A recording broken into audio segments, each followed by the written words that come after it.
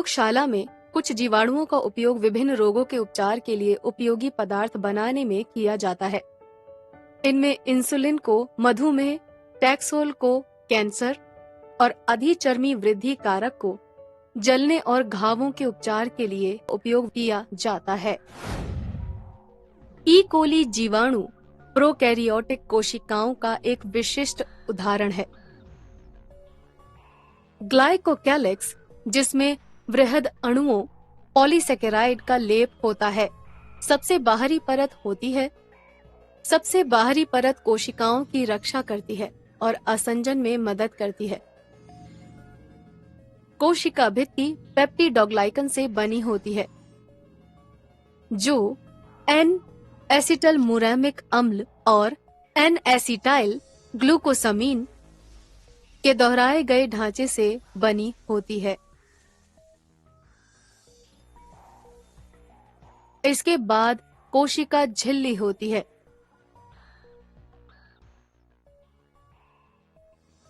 जो protein lipid द्विपरत से बनती है। यहाँ लिपिड दो परतों में व्यवस्थित होते हैं। प्रत्येक लिपिड अणु में एक ध्रुवीय सिरा और एक अध्रुवीय सिरा होता है। ट्रांसमेम्ब्रेन प्रोटीन का एक एकल रज्जुक लिपिड द्विपरत के माध्यम से फैलता है। कुछ बड़े अभिन्न प्रोटीन झिल्ली के दोनों किनारों पर लिपिड परत से परे निकलते हैं और जल में घुलनशील पदार्थों के पारित होने के लिए एक चैनल के रूप में कार्य करते हैं। बाह्य प्रोटीन साइटोसोलिक सतह पर या बाहरी सतह की ओर मौजूद होता है। लिपिड और प्रोटीन अणु परिवहन गति करने में मदद करते हैं। झिल्ली में ग्राही अणु भी मौजूद होते हैं।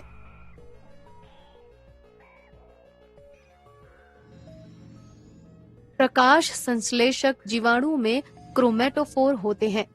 कुछ मेटाफॉस्फेट भंडार लिपिड और ग्लाइकोजन कणिकाएं कोशिका द्रव्य में मौजूद होती हैं।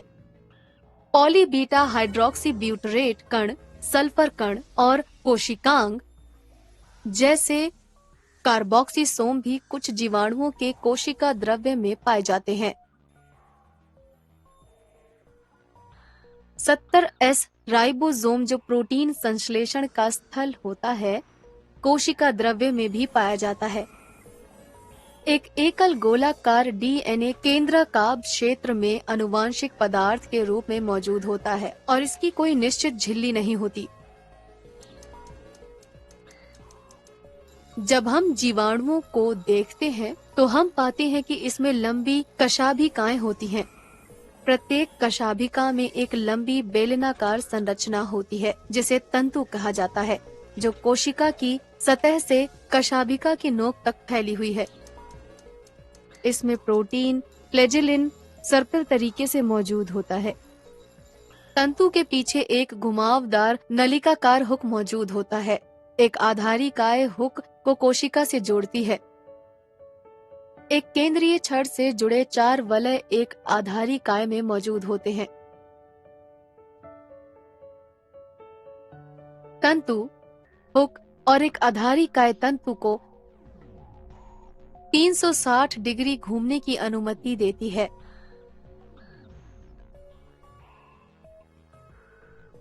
जीवाणुओं की सतह पर लंबी नलिकाकार पिली मौजूद होती है। वे संभोग प्रक्रिया में शामिल होती है। सारांश में, ग्लाइकोकैलिक्स, जिसमें वृहद अणुओं पॉलीसेकेराइड का एक लेप होता है, सबसे बाहरी परत होती है और कोशिकाओं और आसंजन की रक्षा करती है। कोशिका भित्ति पेप्टिडोग्लाइकन से बनी होती है। बाहरी प्रोटीन साइटोसोलिक सतह पर या बाहरी सतह की ओर मौजूद होते हैं। प्रकाश संश्लेषक जीवाणुओं में क्रोमेटोफोर होते हैं। 70S राइबोसोम, जो प्रोटीन संश्लेषण का स्थल है, कोशिका द्रव्य में भी पाया जाता है। प्रत्येक कशाभिका में एक लंबी बेलनाकार संरचना होती है, जिसे तंतु कहा जाता है, जो कोशिका की सतह से कशाभिका की नोक तक फैलती है। इसमें प्रोटीन फ्लैजेलिन सर्पिल तरीके से मौजूद होता है। तंतु, हुक और आधारिकाय तंतु को 360 डिग्री घूमने की अनुमति देती है।